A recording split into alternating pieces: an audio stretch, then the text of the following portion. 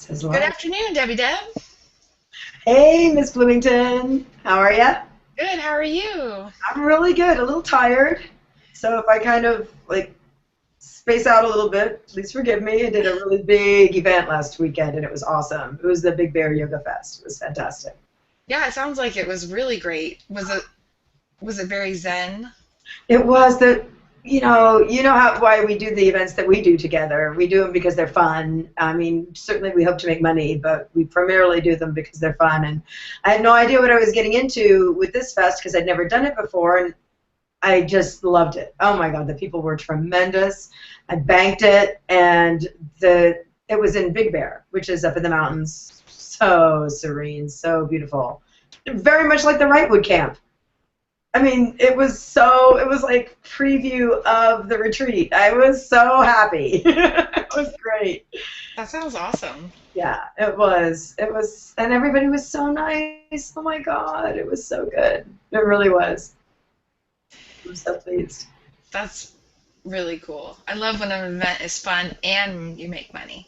Yeah, because it was that much fun. I would probably consider doing it next year if I didn't make any money. That's how much fun I had. That's how nice it was. Just the drive up into the mountains, even the drive home, the people, the food, the serene atmosphere. I love seeing my booth, nestled in the trees. It was so beautiful. And then I made money. So, I'm so totally definitely back. Absolutely. Yeah, it's like nirvana. That's rad. So we've already got a question for you. So Oh, exciting. hey people, that's so cool that you're here. Jen Housel asked, Hey Jen, I says, I've been wondering, Debbie, when you're working at festivals, I've seen your beautiful signature pieces, but do you ever do little $10 quickies? Oh my God, so yes, and in a way, no. I mean, this is something, and Bloom can tell you, that we constantly struggle with. My focus is on the art, and it's hard to rein it in and do a $10 quickie. But yeah, and you're right. I need to take more pictures of those smaller festival designs.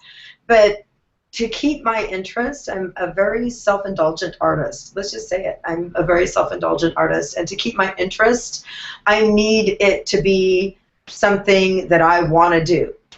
And so I want to do something more interesting, more challenging, more fun. So my favorite thing to tell people is, they'll pick out a design out of the book, and can you make that $10? Or maybe they'll pick out a design that is essentially a $10 design, and I'll say, you'll get something similar.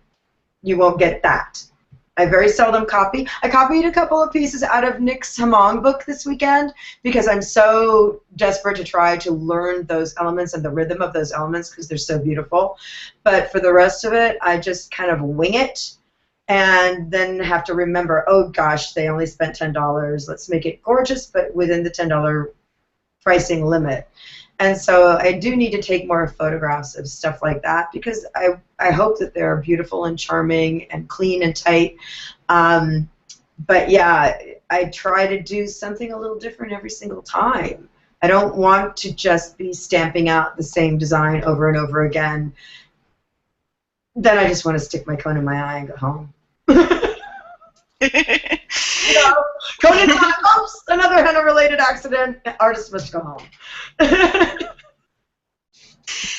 And I would say that, don't you usually ask them if they'll get something a little more elaborate than that too? Like if someone says, I want an infinity symbol, don't you always ask, like, can't I add a little flower to that? Or Yes, yeah, let me do something fun with it.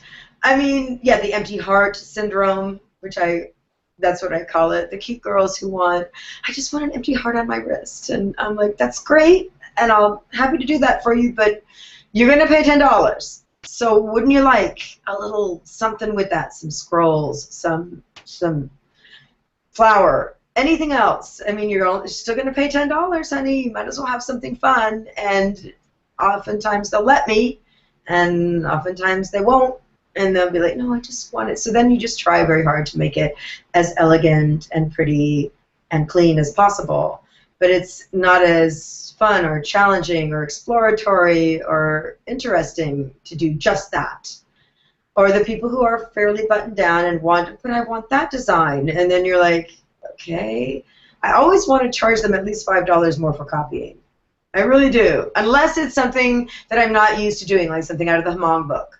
In fact, that I won't charge you more if I have to copy it. It will slow me down, but I'm trying to learn those elements anyway. So I must copy them. I must try to do them faithfully and incorporate them into my repertoire of design elements. So that's challenging, that's fun, that's unique, but the same, you know, lovely little corn nut flower or heart and flower pattern, yeah, no, you'll get the same but different. That's my motto.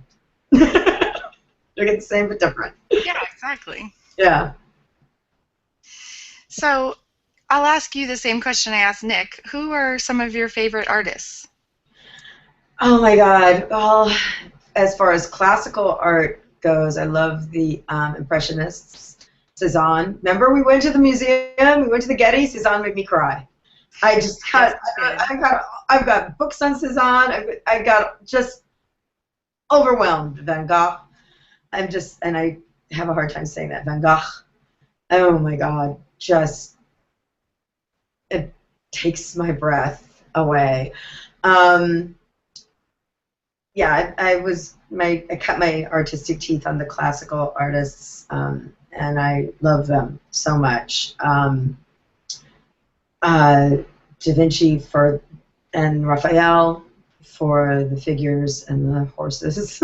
Just the horses look so tormented. I love them. And then as far as henna artists goes, it's probably all the ones on everybody's list. Nick and Cree and Jen, you're out there, baby. You are inspiring me a lot, girl. And Amelia, oh, has anybody noticed the art that's coming out of Russia? Holy mother. And then, so Tatiana and, Kilinskaya. God, I hope I'm saying that right. And the list goes on and on. I'm leaving it. Oh, Kenzie. I'm leaving so many people out, but yeah, they're all on my list. They're all pretty tremendous. So. Who do you think influences your art the most? Oh my God. Well, Tatiana's been influencing me with the smudge shading and really lovely ways to do that, and the background shading, like the shading behind the elements, which I think is just so amazing, so soft and elegant. So that's been a big influence. Nick, of course, because he is an ethnographer as far as artistic elements goes, and he's so true and pure to the style that he is studying and representing. It's so powerful to me. And so I think I have every single one of his books. No, wait, I don't have the most recent. That will be remedied. And then as far as I'm influenced by everyone. I have to say, every henna art that I see, I take something away with me from it. It doesn't matter your skill level. There's something of you in there, and there's always something to inspire me. I'm always like, ooh, that leaf treatment, or those dots, or that negative space, or it doesn't really matter if it's even like clumsily rendered. There's something there. There's something to bring home and to try to use and incorporate. It's all really rich. It's all very good. Did I bird walk myself too much? No, you didn't even at all. I'm so impressed. I'm so proud of you. We have another question for you. Good. From Terry Hampton. Hey, Terry! We got to make a museum trip, girl. Yeah, we will. She says, Deb, what style is so out of the box for you? Oh, right now it's the Sudanese. Oh, I'm so in love with it. I'm so desperately in love with it, and I need to practice it more and work on it more because it is deceptively simplistic, the big, bold elements. But there is a rhythm and a sensuality to those designs that just like rocks me back on my heels, and I'm in love, and I really, really am passionately desirous of incorporating some of that into my own practice and into my own work. So I'm going to be working on a lot of that. I've got a whole like folder of those, and they're just tremendous. That right now it's the Sudanese that takes my breath away. I'll be a guinea pig. I love the God, Sudanese design. I Debbie did a beautiful Sudanese design on me at Tribal Fest this year. And I have never wanted a tattoo, never desired one. Maybe when I was young, a teenager, I thought about the idea when I grew up. But ever since I've been able to have a tattoo, I've never wanted one until Debbie did a Sudanese on my hand and wrist this year. And it was the most beautiful thing. And it was so strong, but so feminine at the same time. And I just wanted it on there forever. Oh, that was so much fun too. But doing a design in a style that I'm unfamiliar with is always like, especially since I haven't practiced it that much. It was like riffing off of something, and I don't know that it was entirely, you know, true to the Sudanese strength and sensuality. But God, it was so much fun to explore that and play around with that. That was like, I had a really good time doing that one. That was really fun. I'm so glad you liked it too. Oh my gosh. Like doesn't even start. Love. You're so brave to let me do that. I can't wait to see you start to do some more Sudanese. It's going to be exciting. Yeah, I'm very excited about it, especially since I'm such a festival artist and people want designs on their upper bodies and on their torsos where you don't necessarily get the best stain. And if I could convince them to do something Sudanese or something more bold, they're going to have a much better result and be a lot happier with it, and I'm going to get to have some fun too. So win-win. That would be good. That's true. That's true. Yeah. So what other art are you currently working on besides henna? Oh my God. Well, there's those sea monsters, the Franken Mer people. I can't wait to get back to them. I haven't done anything with them all summer because it's been like one hectic summer, personally as well as henna-wise. It's been nuts. But I'm dying to get back at those. I've got so many ideas rattling around in the back of my head for the Franken Mer people. And then just the drawing on the maps. Drawing on the MapQuest pages, or the Thomas Guide pages. That's really exciting to me, and I want to get back into the batiking this winter as well as wood burning. So most of that, and then oh my God, I did a painting for a friend for her self-published book cover, and I did it on some really beautiful handmade batiked paper from Nepal. That's now something else I want to explore. So there's a metric buttload of stuff that I want to be exploring this winter and playing around with that I'm dying to get to. Cool, cool. What do you think it is about drawing on the map page that's so much different than just a piece of paper? I'm still figuring that out. I've only done like, I don't know, maybe, I think I've done less than a dozen. But it's interesting. I'm already noticing how the patterning, the colors, the lines underneath the drawing, or that are already there, are influencing how the drawing gets laid down.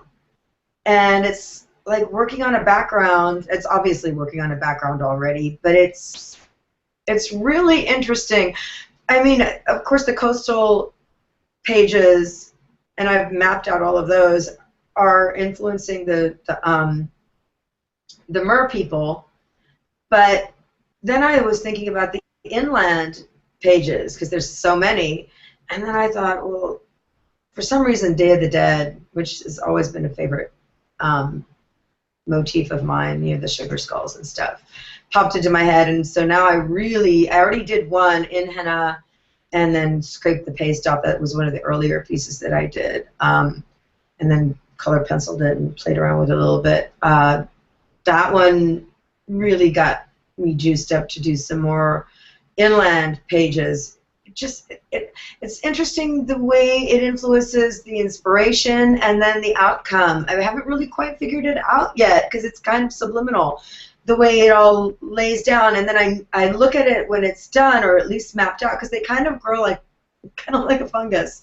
I kind of sketch it out, and then it starts to take shape, and then the map obviously has an influence on the finished product, but I haven't really, it's not like a conscious, I'm going to put this here because the river is there, or the street is there, or the edge is there. It's not like a conscious thing. It's kind of interestingly subliminal how it starts to take shape and how it starts to create itself. So I wish I had a really hard and fast, answer for you, but I'm still feeling it out, and I like that part of it. I like that I don't seem to have like a whole lot of control over how it lays down. I mean, a couple of times when I've really tried to just hammer down the drawing over the map, I've had to throw it away. It's just been like a mess. It didn't happen. So it has to be a symbiotic kind of relationship between the map and the art and myself and what's happening. So that's really neat. Yeah. I did a couple of drawings on. I took your idea. I was like, ooh, I want to try drawing on something already purposed for something else, and so I got the yellow pages out, and I did a couple of drawings on some yellow pages, or Cool. phone book pages. I guess that's what I mean to say. Does anyone use a phone book anymore? Oh, it's like archaic. Oh, it's perfect drawing paper, right? It really is. Oh my God! What did you find? I mean, how did it make you feel? It was.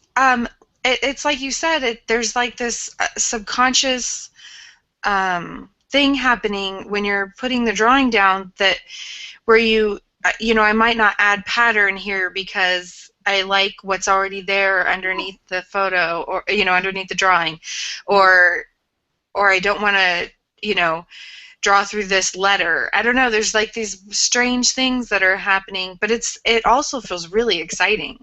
Doesn't it? I know. There's an exciting feeling. Yes, there's something good happening there, and I just can't get enough of it. So maybe it's sort of a vandalism thing too.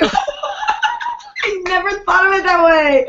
Oh my God, vandals! I like that. We're out of control. We're vandals. I know, we're such vandals. It's our own little way of doing our graffiti. It's very safe. Safe graffiti. I like it. Nobody can see us. We're just doing it. But I like that. I kind of do. Oh my God. Vandalizing the Thomas Guide that nobody uses anymore. Oh,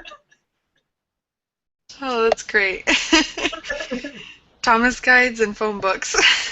Oh, it's Send us your unused paper. We will make something with it. I know. I find, the things that I've seen done on reclaimed paper, I find so compelling and exciting. And then, I stumbled upon doing them on the Thomas Guide pages because I was about to throw away like a whole stack of them. I had cleaned out some drawers, and I was, they're really old. They're from the mid-90s. And I thought, not only, I mean, certainly some of it is still applicable today, but a lot of it probably isn't. And I thought, well, it's pointless. I'm going to throw them away. And as I was walking to the garbage, I thought, it's a metric buttload of paper. Paper's expensive.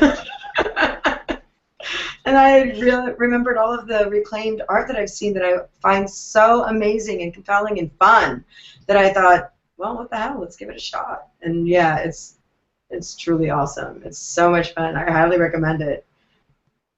That's awesome. Yeah. So, Debbie, tell everyone where you're from. Oh, I'm an Air Force brat, so I'm from everywhere, but I was born in Texas. I don't really remember. Growing up, we didn't live anywhere longer than, I think the longest we lived anywhere was 3.5 years, and that was when we lived in Naples, Italy.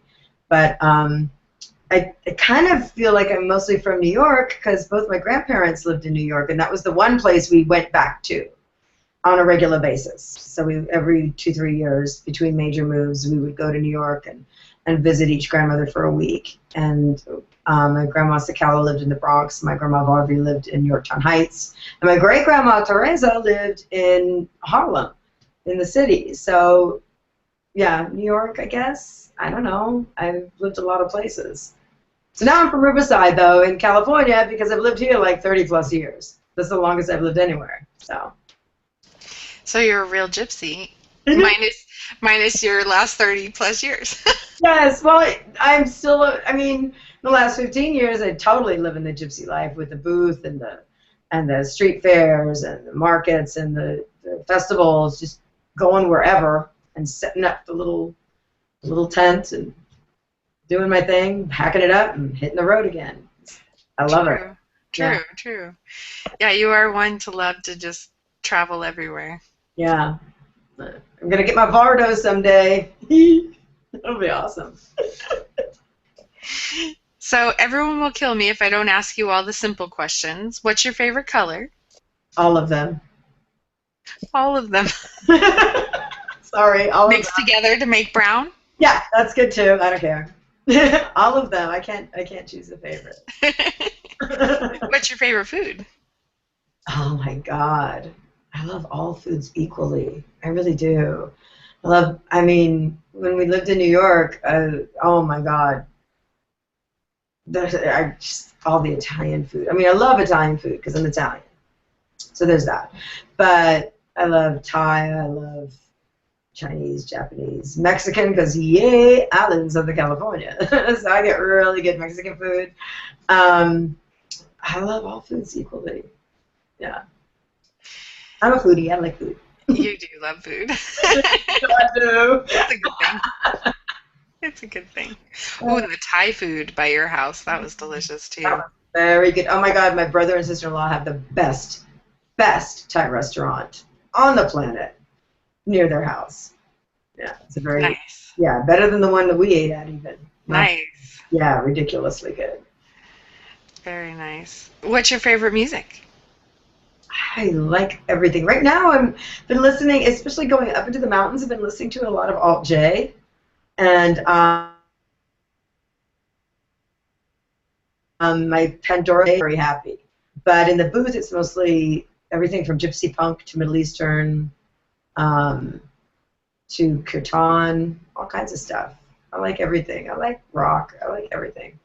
I'll even listen to a little country when I go out to Texas. When I drive out, there's whole stretches that is nothing but country, and then and now I love the cumbia and Hispanic music, and I like everything. I even like a little rap. I can't see you rocking out to rap. I do. Who's your favorite rap artist? Oh my God, I love Macklemore. Oh, yeah, he's I fun. do. I know. I love Macklemore and Eminem. He's fun. I love Eminem. I do. And you know, I love the Beastie Boys, and I'm kind of down with that stuff there. I love it. She says she's down with it. That's awesome. You know me, I'm from the hood, Bloom. Comes out so natural, don't it? That's why you're such a vandal. Oh my God, that's right. See, it speaks to my hood soul. So let's talk a little bit about the retreat. Okay. Who are you excited to meet at the retreat this year? Oh my God, I'm so excited to hang out with Cree again, and of course Nick. Oh my God, I just watched his live chat. Oh, I miss you, Nickington. Oh my God, I'm so excited. And then, oh, I can't wait to meet Allie B. I've never met her or really, you know, like interacted with her before, and she's super groovy. And I mean, just everyone, all the attendees, it's such a groovy like vibe. Everybody's so creative, and just can't wait. What's your favorite thing to do at the retreat when you're not teaching? Oh, noodle ball, of course.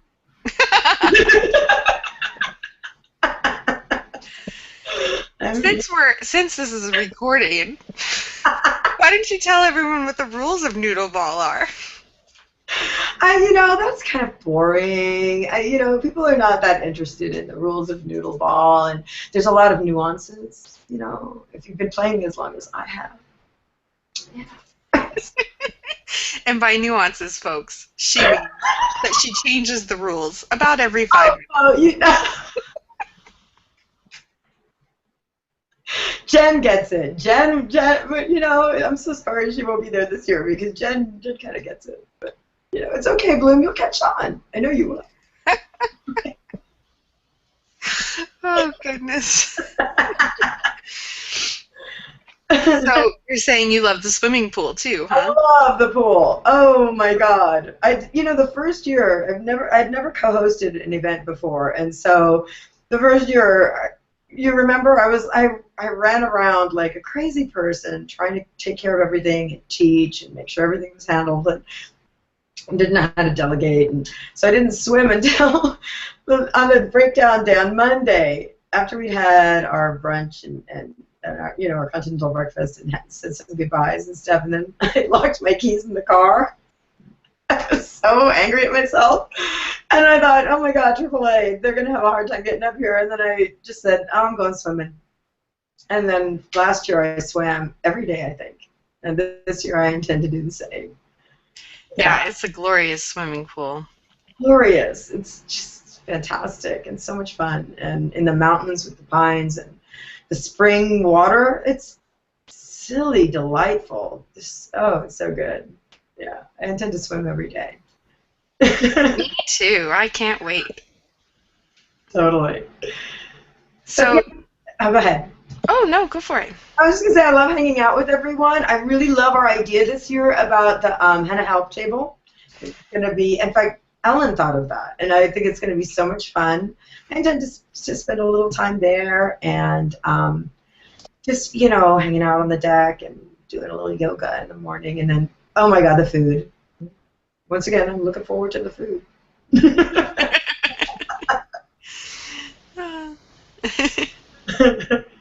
The food is really good at the retreat. It is. I go back for seconds often. Often. Have you nailed down the menu yet? No, we need to finish working that out. We'll post it to everyone soon. I know, because I really liked a lot of your suggestions. I just want to make sure we still have fish night and. Oh yeah, the fish is so good. And you know what? The kebabs were really good too. So. They really are. I know. They are. So, tell us about your classes at the retreat this year. What are you teaching? I'm going to be teaching the beginning class, the 101 class, which I've taught once before. I think I taught it the first year. And, of course, we're going to go through everything. We're going to roll cones and talk about the powder and freshness, and we're going to mix up a bunch of henna and then fill the cones and start with some application techniques and stuff like that. It's very hands-on. It's very messy. It'll be a lot of fun. And then I'm also teaching another beginning intermediate class, but anybody can take it. I mean, I wanted, I think we have quite a few beginning henna artists this year, which we did last year too. And so I wanted to do a class on line work. I think it's called Lines Everywhere Are Lines, because that's what henna art is about. It's going to be a class focused on drilling. Because I really do believe that really elegant lines, all that has saved me in some of the crash and burn designs that I have done on people over the years, is that at least the lines were pretty. Even if the design was not what I was reaching for, the lines were pretty, and that saved the day. So I think drilling on line work is super important. We're going to go over. It's an amazing array of line work that you can do with henna, from draping to just laying the line down, brushing the skin with it, to variable line work, as well as certain shading techniques, fine line shading and smudge shading. And so yeah, we're going to go over a lot of that and do a lot of drills. And then there was the template to create class, which is what I rely heavily on when I'm doing things like peacocks and sugar skulls. And you create a template of how to, you look at the design and you've deconstructed it and reconstructed it using sort of more or less a template. And so we're going to talk about templates and creating designs using design template, like it's a technique. And we're going to work on that and how to, I'll show the templates that I use to create designs, because within that template you can then create all manner of variations on that design, and then you can figure out how to create your own templates so that you can rely heavily upon, this is how I create that flower, this is how I create that peacock, and yet within that template you have just a limitless potential for creativity and making it different. So those are the 3 classes. They sound great. Yeah, it should be fun. It should be a lot of fun. And Yeah, and I like to do. I mean, all my classes are outside because I love to teach outside at the retreat. It's just so freaking beautiful. And so all of my classes are pretty much hands-on. You're going to have a pencil or a cone in your hand, and you're just going to be, I'll have the board, and I'll do some demonstrations and work it out, but mostly I want people to start working it. So most of my classes are kind of hands-on, you know, so it's kind of how I roll. It's fun. I love teaching out there too, and that we have this, it's an outdoor rock amphitheater Yeah, I love under that the place. trees, and it's so, so beautiful and just cool and calming and serene. It's just such a beautiful space. Yeah, I really love that space. That's why that's why I made the schedule. So that I could teach at that space. And then you could too, so because I didn't have us both teaching at the same time. Yeah, yeah. We didn't have to fight over it. It was really Exactly. nice. Yeah, it's a beautiful space. I love being out there. Yeah, it's my favorite. So, where can we find your work online, Debbie? Well, right now it's primarily on Facebook. I don't have my Etsy store in the summer. My Etsy store I ignore it. It's pretty sad. I don't have time for it. But I do have a little Etsy store. It's Henna Crone. It's all one word, but the H and the C are capitalized. And that's where you're going to find a lot of the stuff that I'm going to be offering this winter. I'm going to do more t-shirts too. I've got some ideas for t-shirt design, and I'm going to work up some prints. Lee Croquette is helping me with that. We've kind of put it on the back burner for now, but after the retreat, I'm working on some designs for the paper, because we're going to have the paper embossed, and there's some questions I have for him about that too, come to think of it. But we're going to have the paper embossed, and then the prints are going to be on the embossed paper from the series of Frankenmuir people on the map quested things that I'm doing. And then t-shirts will be available there. Everything from t-shirts to tassels and prints will be available there this winter when I get rolling again in the studio. So yeah. Yeah, summertime's kind of busy for festivals and events. Each year is more busy than the last, and this year has been insane. It's just, yeah. What was it? 2 weeks ago we had that really rockin' downpour storm. I was so relieved. I had a couple days off. I was like, woo! Not going anywhere. That's awesome. I know. It was tremendous. I just hung out. I think the most ambitious thing I did was I rolled a few henna cones. It was great. That's awesome. Yeah. So, if you could only pick one class to attend at the Henna Retreat, what's the one class you were dying to be in, even if you can't be in it because you're teaching at the same time? That is such an unfair question. Oh my God. Oh my God. Can't I pick three at least? At least three? Because okay, tell us your three. All right, mixed Moroccan class, the Magical Morocco, Cree's Art and Henna, Henna and Art, and then oh God, Ali B's Polynesian class. Yeah, those. If I had to pick, if you made me pick, if you were really cruel and unkind. I know, and Melanie's Booth Like a Boss. Thank you. So awesome. Your mandala class, please. Oh yeah. Totally would want to take that one. And Cree's Culture Vultures. I know. I'm definitely gonna sit in on that one. Well, yeah, I'm gonna be kind of like winging by a lot of these classes because some of these mandalas just make me drool. Mandala work is not my forte, so damn, she rocks them out. Yes, she does. Yeah. She does beautiful mandalas. And even large. Blows my freaking mind. Have you seen some of our mandala belly blessings? It's insane. So what's your favorite thing to create in henna right now?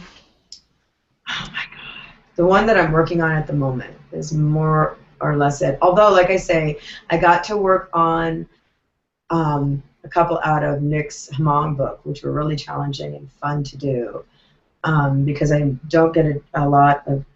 I mean, it's been on my table for forever because I'm dying for people to choose them, but they're very unique. And I know from experience that you have to kind of educate your public as to, I mean, they see the designs, they may like the designs, but it's hard to imagine themselves wearing something that exotic and unique. And so they fall back on things that are more visually familiar to them, which are more, you know, flash designs, and happily just say more of the more traditional, what people consider Mendi designs, whether it's more golfy or more of the Indian style designs. I get a lot of requests now, whereas before I never did. People would love the Indian designs, and then they would choose something flash, and then I would Indiify it, you know. But it's happening very gradually with the Hmong book because I just won't take it off my table. And so people will choose it, and then I'll copy them down as faithfully as I can because I'm trying to learn those really amazing motifs. But, you know me, I really like the peacocks. I did a bunch of peacocks this weekend. I'm seeing a lot of trees, and trees are fun to work with. But a lot of birds lately, and I've been enjoying the birds. But then there's the danger of like getting burnt out on it. So not as many sugar skulls, which I really enjoy working with. I've had a few this summer, so that's kind of fun. But I like them all. It's kind of hard to choose. It's like color. I like it all. What would you? Sorry, the question just slipped my mind. Oh, what would you? I just remembered. What would you get? What advice would you give to a new artist just starting out working at festivals?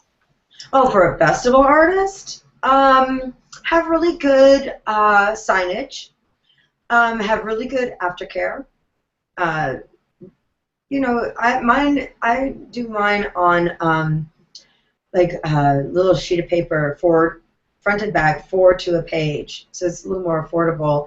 But mine is pretty bullet pointed, and it takes people through the whole thing. And on the back, it talks a little bit about henna, and I also list my ingredients and my process a little bit. And it's also on a sign in the front of my booth. So I know people don't necessarily read that much. They prefer the interaction, which I'm happy to do. But at least it's there. If I'm head down and I'm working by myself, it's available. And if I'm distracted, I can say, you know, signs at the front, or here's an aftercare sheet. You can read through this, and if you have any other questions, let me know. Also, I really like the if you want to do aftercare, and I like to do the lemon sugar aftercare, I have the little pre-soaked cotton balls in the baggies. I like that a lot. And, you know, you can always contact me and ask me how I do that, because there's a few tricks to that to make it less messy. It is kind of messy, but I just do that in the evening when I watch TV, and then you can hand them the aftercare sheets and the little cotton ball in the baggie and say, hey, there you go. You know, if they want me to do it the first time, if it's their first time henna, then certainly I'm happy to do that for them. But I've been doing this in this area for 15 years, and so chances are it's all self-explanatory. I'm happy to walk you through it verbally, and then chances are one of your friends have done it before, and they'll do it for you or do the first dab for you. So it's really, it streamlines things and makes things a lot easier on you. You don't have to stop and dab people. It's kind of a nice little way to go, and just have fun with it. Jesus, if you're not having fun, then I don't know what you're doing, you know? Just have some fun. I mean, I don't do events. That's another thing. I've learned that I don't do events that I wouldn't simply attend for fun, because chances are, I mean, even events that I've done for years, there's this ebb and flow to the sales of henna, and even a Bonnaroo event last year may not be so Bonnaroo sales-wise this year's, but at least I'm having fun. At least I'm having a lovely day. I'm having a good time with the people. I love being there. At least you're having fun. You're out and about. You're enjoying yourself. And I'll do some free henna on somebody just to keep busy, or I bring my sketchbook just to keep busy. So have fun with it. Above all else, have fun with it. That's great advice. I hope so. I mean, yeah, if you're not having fun, might as well go work a day job, right? Yeah, do something else. Do something. I mean, life is short, and when you're working for yourself, it is. I mean, I see it as an extension of my artistic expression. So I make my booth as I mean, your booth can be as simple or as complex as you want it to be. It is you. You're putting yourself out there, so make it personal. And if you're a simple person and you like things simple and you don't want to go to all the trouble of the decor, then don't. You know, you'll be more comfortable. You'll be more happy. If you're more comfortable and you're more happy, you will attract happy and comfortable people. Just make it you. People want that personal interaction. I think that's what I have found. And so if you like decor, then do decor. If you don't, make it clean and simple and comfortable, and you're golden.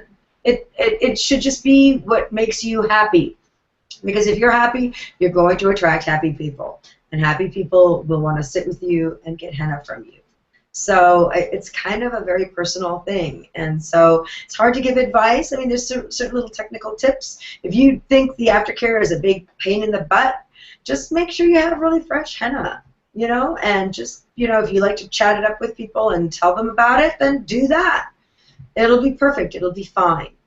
You know, I've run into henna artists because I've done festivals for the whole time I've been doing henna. It's my thing now.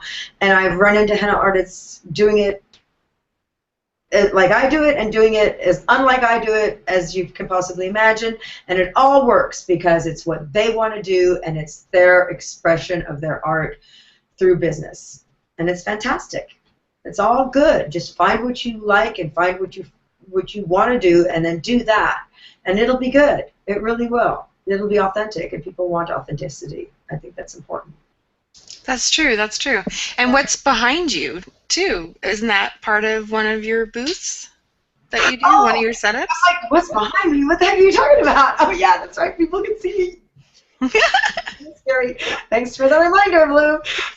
Yeah, that's, oh, my God, I've got, how many booth setups do I have now? Like 4? Interior, exterior. Then, of course, my little party setup, and then this is the cart that I painted that I used maybe like 3-4 times, but eventually I'll use again. I'm batiking an umbrella for it, and yeah, somebody should have stopped me. If I had real friends, they would have said, "Don't batik an umbrella. It's gonna take forever." But you know, your friends are like, "Yeah, that'd be great." It's going to be beautiful. That was snarky, wasn't it? That was so snarky. It's going to be beautiful. Deborah, blame it all on your friends.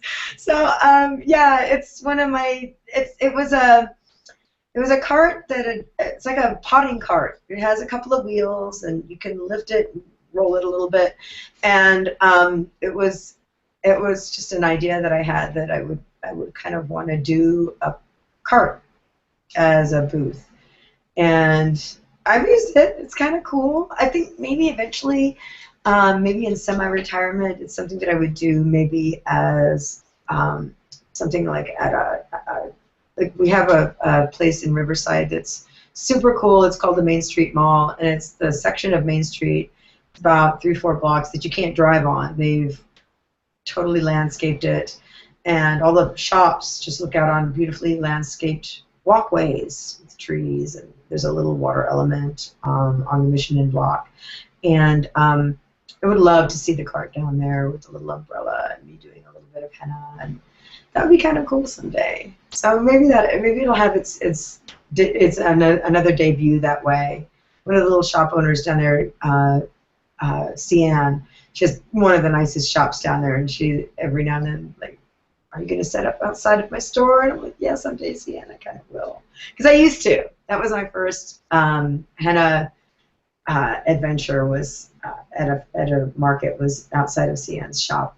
I didn't have the cart. I just had an umbrella and a piece of carpet, a chair and a table.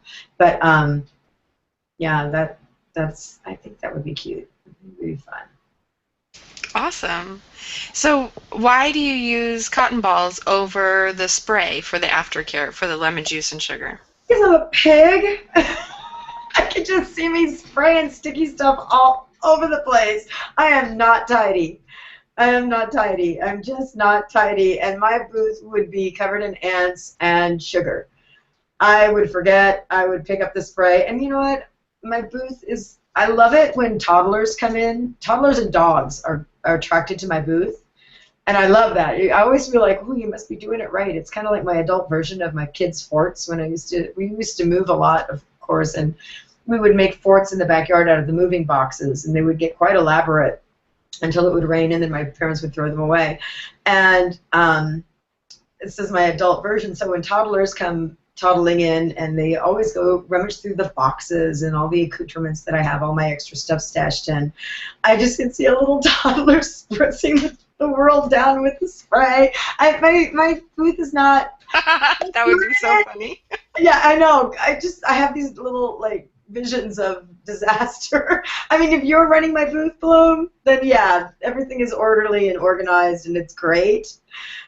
And my granddaughter too. She keeps things pretty much buttoned down. But if I'm there by myself, I'm usually head down, working on things, working on my customer, interacting with my customer, having a great time.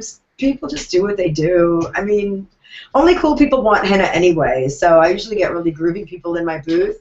But it's hysterical. Every now and then you hear the mothers like, don't touch it, leave it alone, don't touch it. And I like my booth in that, there ain't nothing you can really hurt in there. There's nothing in there that they can't look at and play with and, drop and fuss around with. It's just booth stuff. So it's not going to like make me panic. Oh my God, he's got the spray,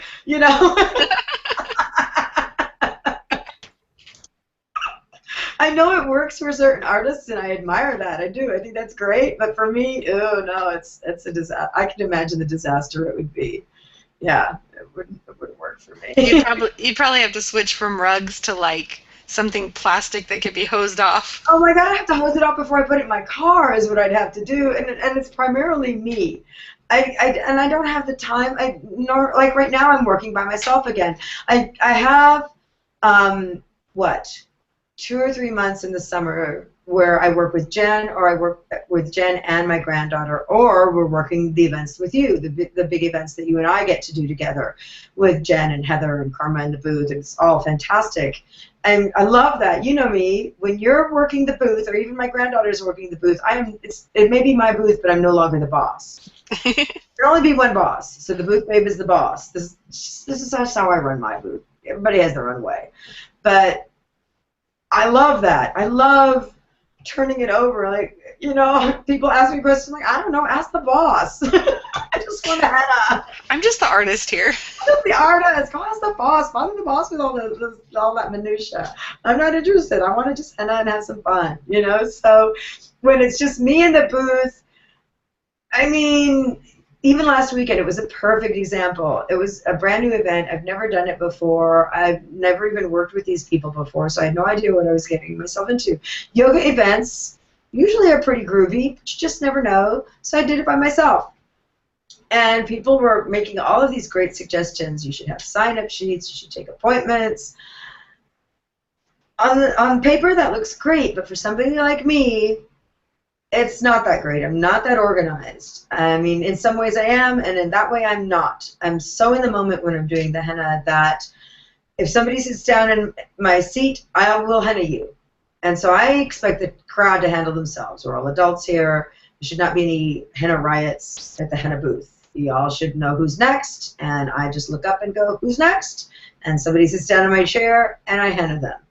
And I kind of like that. I don't have to worry about it. I don't have to worry about timing. Oh God, I had a 1 o'clock appointment. But then there is like Third Coast Tribal. I do take appointments. Last year, not so much. The first year, oh my God, I did nothing but appointments, and it worked out really well. But that was kind of an anomaly. It was kind of interesting to me. People just kept coming up to me and demanding appointments, and I guess I'm a pushover. Like, okay, let's do this. Well, wouldn't you say a belly dance festival is very different from a general public festival? Oh, absolutely. Yeah, that's a very good point. Belly dancers are of an experience, of a reference, and of a mind. So yeah, they are very different. They're very different than just general chili cook-offs or lemon fests or street markets that I do regularly. yeah, then you're just dealing with the general public. If you're dealing with a belly dance event, it's a closed community almost. I mean, they're open to everyone. I don't want anybody to think, oh, belly dancers, you can't get in. They're open to everyone, but it's a community of an experience and of a mind. It's kind of like the henna community in a way. They belly dance events, you kind of know what to expect, and it's very different, but really good. I mean, I love belly dance events, and I'm learning about the yoga community.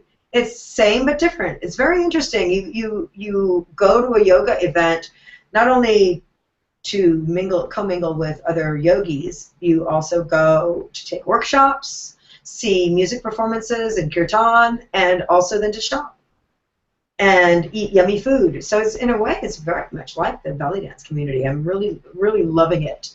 It's really interesting. So I guess that's why I love festival work. It's so much fun. Every festival is different and yet similar. You just never know. What's your favorite festival all year?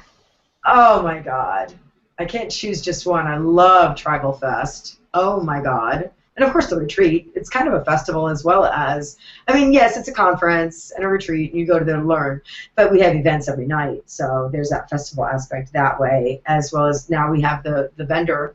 I mean, I really didn't expect people to want to shop at the retreat wasn't it the first year we did it, we didn't have any vendors? Yeah. That was like. Both of us thought it was silly. We were like, no one's going to want to shop. No, we've come to learn. And then everybody was like, well, there's nothing to buy. I was like, oh, crap. And no, it was so funny. Like, really? Now we need vendors? It's like a festival now. Okay. I thought things were different. I didn't know that they were the same. You know what I mean? It's just, I don't know. It's so much to learn. And then there's, I love Lemon Fest, even though it is heads down, slamming that henna on.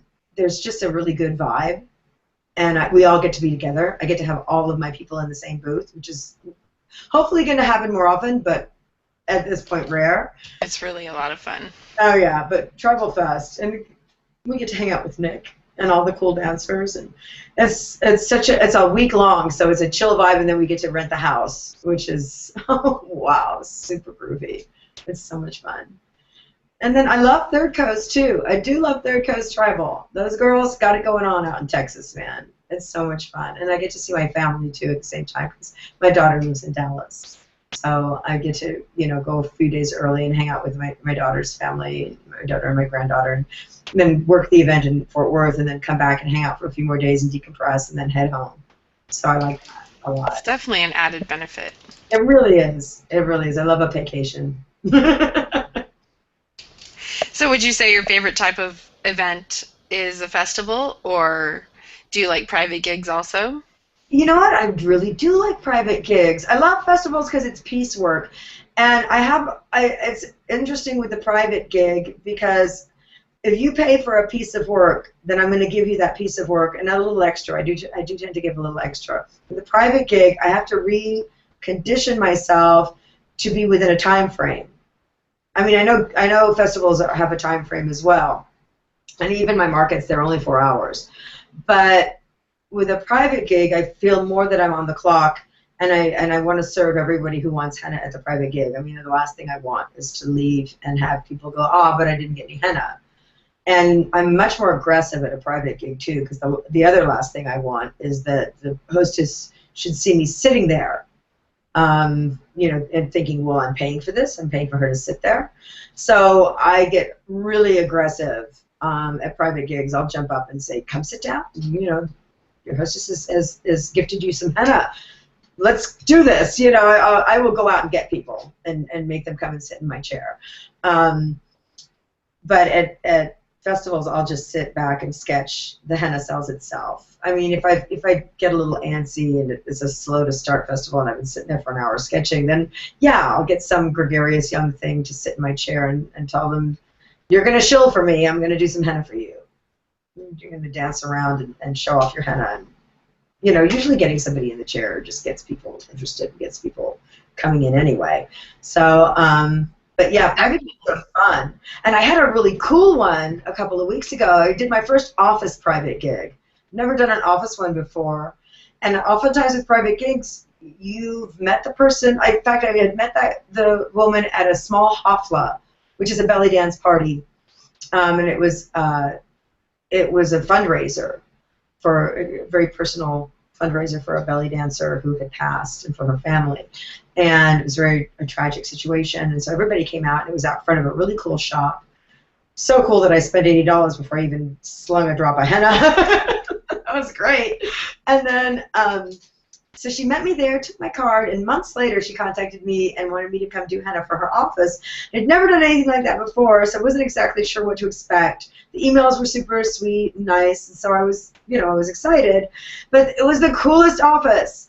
They all brought their dogs. They had integrated the dogs into the office paradigm thing. It was super cool. In fact, I gifted them a couple hours because I didn't want to go home. I was just like, you people are too cool. Anybody else want henna? I don't want to go home. I'm getting a dog fix. I'm getting a henna fix. This is really too much fun. That sounds like a blast. It was so much fun. And then I did whatever they wanted. It wasn't just like, well, I'm only here for 2 hours. Let me just do something small for you. I was like, oh, whatever you want. I get to pet a dog when I'm done. It's great. That's awesome. It was super fun, and they were all so nice. It was such a chill office. I mean, yeah, I would work in an office if I had an office like that. I'm so glad I never had an office job like that. I would still be there. I would never have been a henna artist. That would have been not good. Yeah, not good at all, man. It was such a cool experience. It's just like, I love this kind of stuff, man. It's so cool. So we've got people watching from Brazil, Argentina. So cool. Hi, Brazil. Istanbul. Shut up, really? Oh my God, that's so cool. I love this stuff. And of course the U.S. It's really awesome. So yeah, I thought I'd let you know. That's so cool. I love this. It brings the world like right here. It's so cool. Hi, guys. So do you have any closing thoughts you'd like to tell something you'd like to tell everyone about the retreat maybe, or? Oh my God. I was telling some girls about it at the yoga retreat because a couple of the girls were like, well, I play with henna and it always makes me so happy. I'm like, dude, that's so great. And, we share tips and tricks and information. And I gave out a bunch of, because I have Khadijah's Henna Souk, they're our sponsor, and everybody loves Khadijah. I handed out a bunch of the her little pamphlets that are so beautiful so people know where to get some fresh henna and stuff. And I was telling them how much fun it is, and it was making, especially being in the mountains, it was making me feel like I'm almost there. It's so exciting. And yeah, I think it's, the retreat is so much fun. You do learn a lot. I mean, I'm constantly amazed at the quality of classes that our instructors bring to bear. It's, pretty epic, but it's also so much fun, and just hanging out, the energy level, hanging out with all of these creative people is like so cool. I just love hanging out with people and eating lunch and dinner with people and hanging out on the deck, and we're always talking henna smack, and it's so cool. And then noodle ball, there's always noodle ball. And all-night henna parties. Oh my God, yes. Oh, I've got to remember to bring that little player. I got a new little player too that plays off of iPhones and stuff. Oh, nice. We'll have some music during the all-night henna party. Oh, we did last year. Nice. I bought that tiny one, but I got another one that was really inexpensive, and it has good sound, and it holds a charge for a few hours. So I brought it to the yoga retreat because I didn't have electricity, and so I had a little music for a few hours.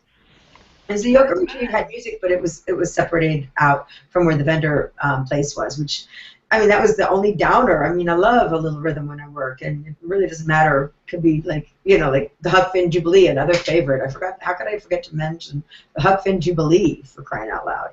But yeah, I've got to remember to bring that for Cabin 7 for the little henna orgies. That's fun. I love it. All right, well, we're out of time. Thank you so much. Oh my God. I know. Thank you so much, Debbie, for doing a live chat today. And It's always groovy, and spending time with you, Bloom, is always fun. I always have a good time. me too. Me too. And I hope everyone out there had a great time, and this will be available to watch again later on YouTube and on our Facebook page for the time being until we do our next chat. And I can't wait to see you all again and see you all at the retreat soon. I know, I'm excited. So we'll talk to you soon. We'll talk soon. Hey, are we going to LA tomorrow? I'm going to tell everyone goodbye and then we'll chat. Okay, well, I don't want it to end. Bye, everyone. Bye.